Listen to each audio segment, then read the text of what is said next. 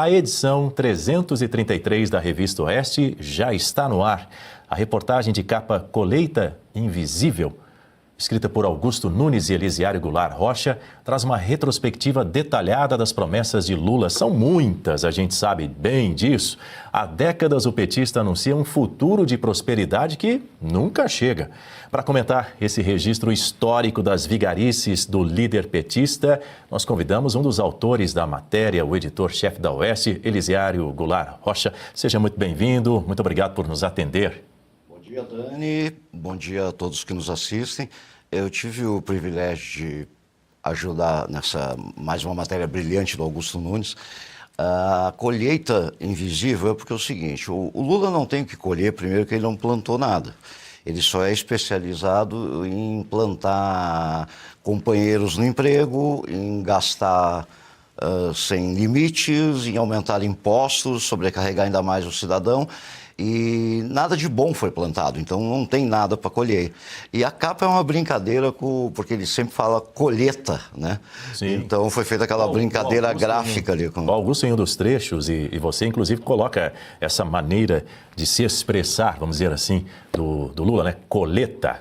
E a colheita sempre será no ano seguinte ou no mandato seguinte. Ele está sempre adiando porque não vai ter o que colher. A situação da economia é muito complicada, o brasileiro cada vez mais endividado. A gente viu um cenário parecido no governo Dilma e os defensores diziam, não, mas as coisas estão melhorando, vão melhorar. Acabou em recessão. É o que se teme que aconteça agora também.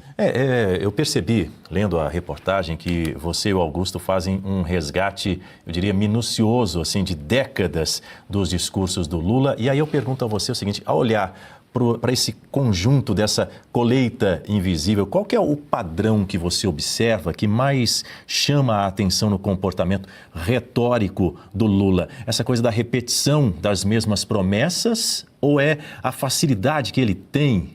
A gente percebe uma facilidade em ignorar que elas jamais foram cumpridas. Inclusive, recentemente, essa semana também, na convenção do PT, ele disse exatamente isso. A gente não conseguiu cumprir tudo. Aliás, não é nem a primeira vez que ele fala isso, mas fala com uma naturalidade, sem fazer uma meia-culpa. Só pede mais um mandato. Exato. Neste século XXI, dos 26 anos que estamos agora, só durante o governo Bolsonaro e 2 anos de Temer, o PT não esteve no poder praticamente, desde 2003, quando o Lula assumiu, esteve no poder quase o tempo todo. E toda vez que ele assume ou que faz uma campanha, ele ainda diz coisas tipo assim, nunca um governo cuidou da educação nesse país. Sim, mas nesses 20 anos eles poderiam ter cuidado.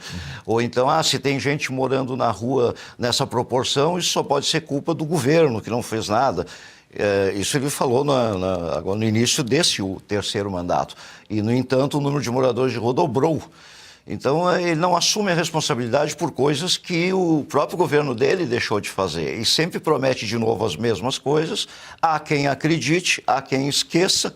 Ele aposta que as pessoas talvez esqueçam o que foi dito antes e continua sempre dizendo que agora chegou a hora da colheita. Mas a gente aqui não esquece não. Vamos ouvi-lo, então. Mas do que nós já plantamos, nós vamos começar a colher. Sabe? Agora muita coisa já está sendo colhida e vamos colher muito a partir de 2024. Eu digo que o ano de 2023, Mário, foi um ano que a gente arou a terra. Que agora esse ano de 2024 é o ano que a gente quer colher. Agora vamos começar a colher o que nós plantamos em 2025 e 2026. E as coisas vão acontecer nesse país. O ano de 2026 é o ano da colheita. Nós reconstruímos, preparamos a terra, plantamos. Pois é, Elisiário, eu quero trazer um ponto aqui para você e para a nossa audiência. É de suma importância que a Oeste não se esqueça dos fatos, que vocês façam, apresentem esse registro histórico nessa edição de número 333, porque eu vejo da seguinte maneira, essa reportagem ela acaba funcionando como uma espécie de um antivírus contra a memória curta de todos nós, e aí eu incluo, inclusive a minha, no caso também, com relação às questões do nosso país. É por isso que é importante a gente sempre se lembrar dessa questão da retórica, das promessas. Eu queria ouvir de você o seguinte, qual que é o principal objetivo dessa reportagem que eu prefiro chamar de documento histórico. É desmascarar essa maquiagem do cenário presente, uma economia que Lula diz que está pujante, enfim, ou é também para servir de alerta para o eleitor não cair nos mesmos cantos da sereia nessas eleições? Qual que é o principal objetivo na sua avaliação? Olha, se tem coisa que o Oeste faz questão de fazer é lembrar o que não pode ser esquecido. No caso, estamos falando das promessas do Lula, mas também precisamos lembrar os esquecidos do 8 de janeiro, que estão lá até hoje, enquanto o Alexandre de Moraes dorme em cima de uma solução que a lei foi aprovada, no dia seguinte ele já pegou para ele e está lá até hoje, não foi feito nada.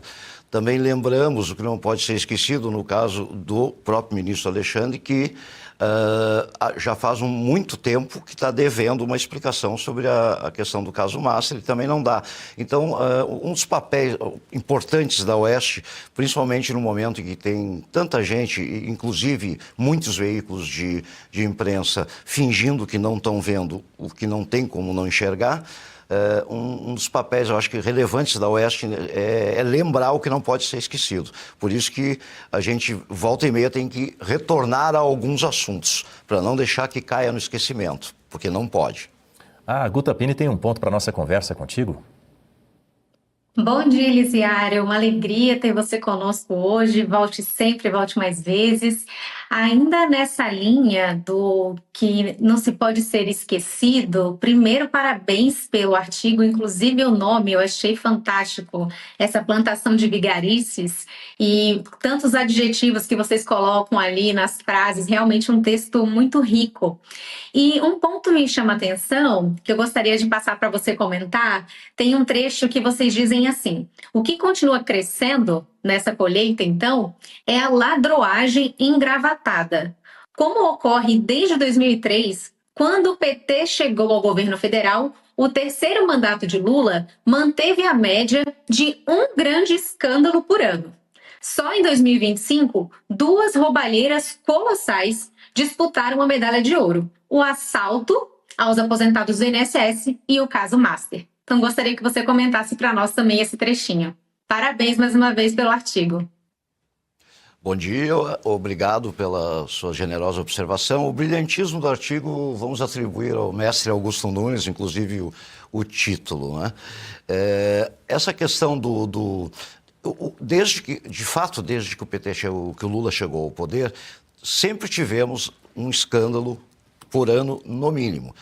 Alguns maiores, outros menores, alguns envolvendo todo o governo, outros envolvendo um personagem específico do governo, mas de alguma forma sempre esteve nas manchetes por alguma questão desse tipo. Claro que 2025 foi um ano especialmente, acho que é um recorde, né? Já tinha a roubalheira do INSS, que já era uma coisa de grandes proporções, e ainda mais por envolver dinheiro de aposentado e pensionista, se torna mais grave ainda. E aí, como se não bastasse isso, antes que o ano terminasse, desaba o caso Master, que foi está sendo o maior escândalo financeiro da história do Brasil. E que tem muita coisa para acontecer ainda, tem muita gente graúda que deve explicações.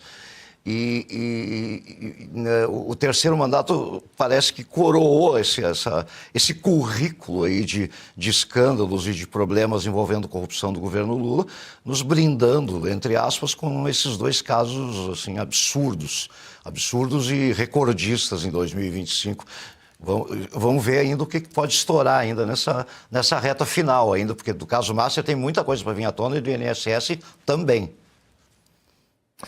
Muito bem, Elisiário Goulart Rocha, parabéns a você, Augusto Nunes, por essa reportagem. Colocando mais uma vez aqui a capa para você que está nos acompanhando no Jornal da Oeste, primeira edição. Plantação de vigarices, a capa está aí, Colheita Invisível, de autoria do nosso mestre Augusto Nunes e com a participação, a colaboração do Elisiário Goulart Rocha. Inclusive, tem uma boa notícia para a nossa audiência, Elisiário, porque este artigo está aberto para quem não é assinante da nossa revista digital.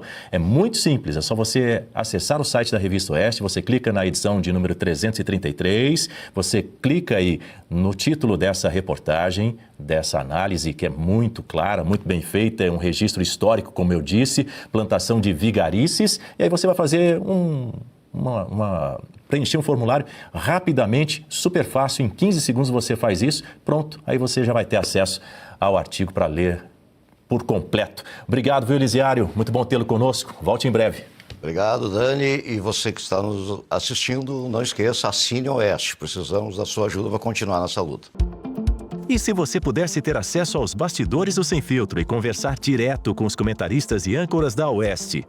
Agora, isso é possível com o Clube de Membros do nosso canal no YouTube. O clube foi criado para quem quer dar um passo além e fazer parte de uma comunidade exclusiva. São 3 níveis de assinatura, pensados para aproximar você da nossa equipe. No plano apoiador, você ganha destaque no chat, figurinhas personalizadas e acesso a publicações exclusivas na comunidade do canal. Quer estar ainda mais perto da Oeste? Nos níveis Engajado e VIP, nós liberamos acesso às lives fechadas com nossos apresentadores e comentaristas, nas modalidades mensal ou semanal. Você também participa de sorteios de livros e produtos da Oeste, além de acesso antecipado a vídeos e a uma visão direta dos bastidores do programa Oeste Sem Filtro. Faça parte do nosso clube de membros e tenha acesso a lives exclusivas comigo e com todo o time da Oeste. Se você acredita na importância de um jornalismo livre, independente e comprometido com os fatos, clique agora no botão Seja Membro e conheça todos os detalhes e vantagens de cada plano.